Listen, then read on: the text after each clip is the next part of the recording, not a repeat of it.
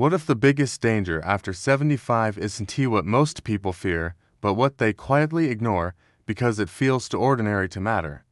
Many Americans over 60 believe that if they made it this far, their biggest risks are already behind them.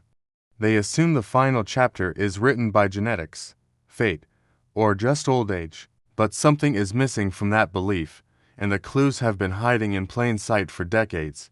Here's the first clue. When U.S. health researchers analyze deaths after 75, they don't see chaos or randomness. They see patterns repeatable, predictable chains of cause and effect. The mystery in that people die later in life. The mystery is why the same pathways keep appearing even among seniors who thought they were doing everything right. To understand those pathways, we have to go back much earlier than age 75. The origins of the issue often begin in early adulthood, long before retirement or gray hair. In the 20s and 30s, Americans build habits around food, movement, sleep, and stress. At that age, the body absorbs damage quietly. Blood vessels adapt, muscles compensate, inflammation stays low.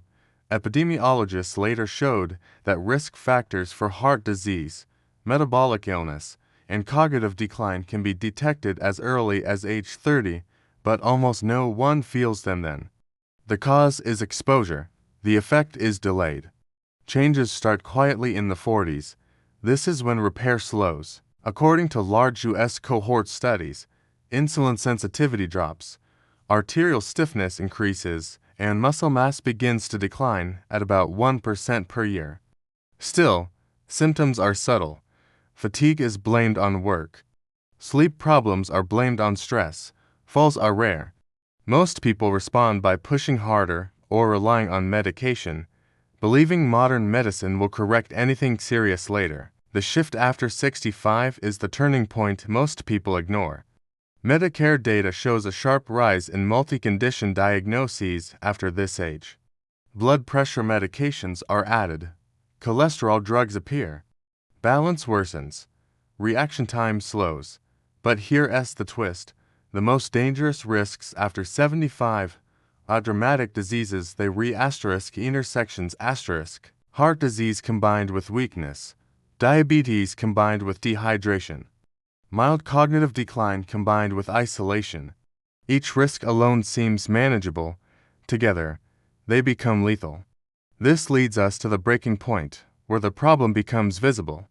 After 75, 5 causes dominate mortality statistics in the United States, not because they are sudden, but because they are cumulative. Cardiovascular events remain the leading cause, but they are often triggered by stress, infection, or falls. Falls themselves are now one of the fastest growing causes of death in seniors, with CDC data showing that 1 in 4 Americans over 65 falls each year. Respiratory infections, including pneumonia, become deadly not because of the lungs alone, but because weakened muscles and delayed response limit recovery. Metabolic instability, blood sugar swings, dehydration, electrolyte imbalance quietly destabilizes organs. And finally, social isolation and cognitive decline accelerate all of the above, increasing mortality risk across every category. The fallout affects health, money, and lifestyle at the same time. A fall doesn't just break a hip, it often ends in dependence. A hospitalization doesn't just treat illness, it drains savings and confidence. Studies show that seniors who lose mobility after 75 are far more likely to enter long-term care within a year. The cause is not age itself. The effect is compounded vulnerability. So, why do, though many seniors fail to avoid these outcomes? Because of failed fixes rooted in old advice. Many were told that rest is safer than movement, that slowing down is normal, that memory loss is inevitable, that weakness is just part of aging. But aging science has shifted. Researchers like Dr. Luigi Ferrucci at the National Institute on Aging showed that functional decline, not disease alone, predicts mortality. Strength, balance, and resilience matter more than most lab numbers.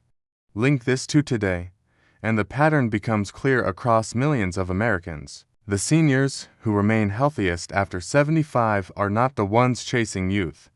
They are the ones reducing risk intersections. They manage blood pressure and strength. They monitor medications and hydration. They maintain social contact and cognitive challenge. The cause is integration. The effect is survival. This brings us back to the mystery. If 5 causes dominate deaths after 75, why do they feel invisible? Because they don't announce themselves loudly, they whisper for decades. So what can people over 60 apply today, before those whispers become irreversible? First, protect strength and balance. Even light resistance training 2 to 3 times a week has been shown to reduce fall risk and cardiovascular events. Strength is not cosmetic, it's protective. Second, simplify medications and hydration habits. Regularly reviewing prescriptions with a doctor and maintaining consistent fluid intake reduces metabolic shocks that trigger emergencies. Third, guard connection. Social engagement is not emotional fluff. U.S. studies show isolation increases mortality risk on par with smoking. 1 weekly commitment church, volunteering, a class can change outcomes. Here is the clear warning based on evidence. Assuming nothing can be done after 75 becomes a self-fulfilling risk. Inactivity, isolation, and unmanaged weakness accelerate the very causes people fear most. And here's the open thought to hold on to. If most late-life deaths follow predictable paths, how much of your future is still quietly adjustable right now? If you want to understand the next hidden factor that determines who stays independent into their 80s and who doesn't, subscribe and stay with us. The next chapter reveals the one habit most seniors overlook that silently multiplies every other risk.